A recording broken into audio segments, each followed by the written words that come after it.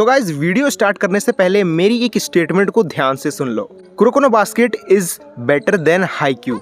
और वहाँ जितने भी हाईक्यू फैन बॉयज बैठे हैं वो जरूर सोच रहे होंगे कि ये क्या बकवास कर रहा है, या ये वीडियो में कोई एक्सप्लेनेशन देगा या कोई ट्रिक से अपनी बात को वैलिड साबित करा देगा।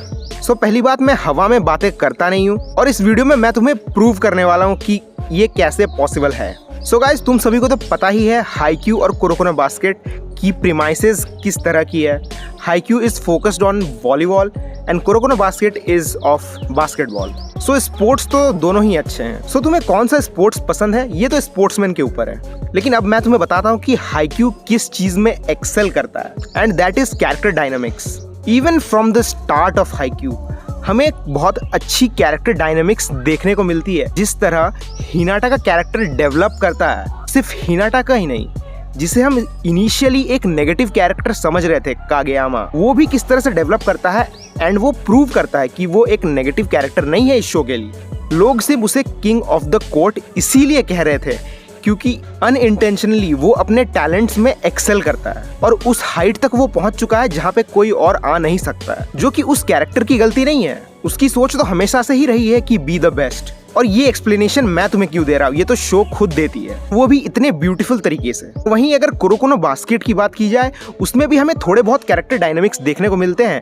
हमारा जो मेन कैरेक्टर रहता है कुरोको, उसके पास्ट के कुछ दोस्त अब उसके राइवल बने just because of different high schools. So ये बात तो सच है कि कुरोको नो बास्केट में भी कैरेक्टर डायनामिक्स हैं, बट उस तरह के नहीं है जिस तरह के हमें हाईक्यू में देखने को मिलते हैं। तो ऑब्वियसली अगर कैरेक्टर डायनामिक्स की बात करें, Haikyuu is far better, but the game changes when it comes to animation. तुम इन दोनों एनिमेस के रिलीज डेट को ध्यान से देखोगे तो ज्यादा अंतर नहीं है।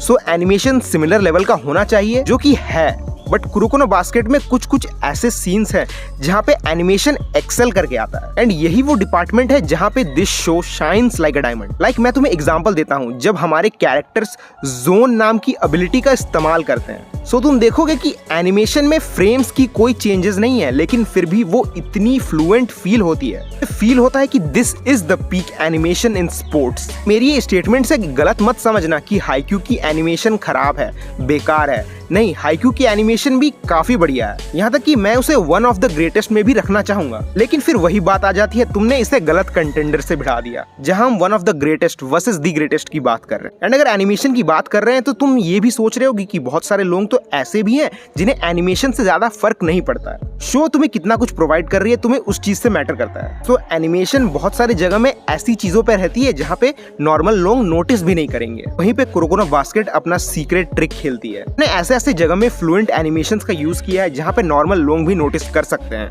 And they can even feel the adrenaline.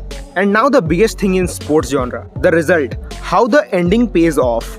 So Haikyu की एंडिंग तो हमें पता नहीं है क्योंकि वो एनिमे में अभी तक एनिमेट नहीं हुई है, बट मांगा में देखने को मिलता है कि हाई स्कूल में हिनाटा और कागेयामा फाइनल हार जाते हैं। फिर हमें एक टाइम स्किप मिलता है बहुत सालों का, जिसमें हमें हिनाटा और कागेयामा रियूनाइट होते हुए दिखते हैं, और रियूनाइट होने के बाद वो क्या करेंगे, वही जो हमेशा करते हैं। एंड इसमें वो शो करते हैं कि उन्होंने कितनी स्किल्स डेवलप करी है इन सालों में जिन्होंने उन्हें एक गैप लिया था। सो मैं ये नहीं कह रहा हूँ कि हाईक्यू की एंडिंग खराब है, उन्होंने एक दूसरा रूट चुना है जो कि काफी बढ़िया ऑप्शन है और एक काफी यूनिक अप्रोच भी है। बट जिस तरह की एंडिंग हमें दिखाई गई है हाईक्यू में, बहुत सारे even most of the viewers को वो सेटिस्फैक्शन फील नहीं होगा जो कि एक स्पोर्ट्स एनिमे से तुम एक्सपेक्ट करते हो। और वहीं अगर तुम कुरोको नो बास्केट की ओर देखो तो सेरेन हाई अपनी फाइनल मैच जीत जाती है, चैंपियनशिप जीत जाती है, जहां पे हमें एक नया नेशनल लेवल प्लेयर तो मिलता ही है, लेकिन हमारे मेन कैरेक्टर को भी एक्नॉलेज किया जाता है बाय हिज ओल्ड टीममेट, जो कि सोचते थे वो तो किसी एक्स्ट्रा की तरह ही है। बट इस मैच के बाद everything changes. So final verdict मेरा यही है कि Kuroko no Basket is better than Haikyuu. तुम चाहे इसे एक्यूट एंगल से देखो या राइट एंगल से। सो तुम्हें अगर ऐसे ही मुझे देखना है इन अनपॉपुलर ओपिनियंस को डिबंक करते हुए, just hit on the subscribe button.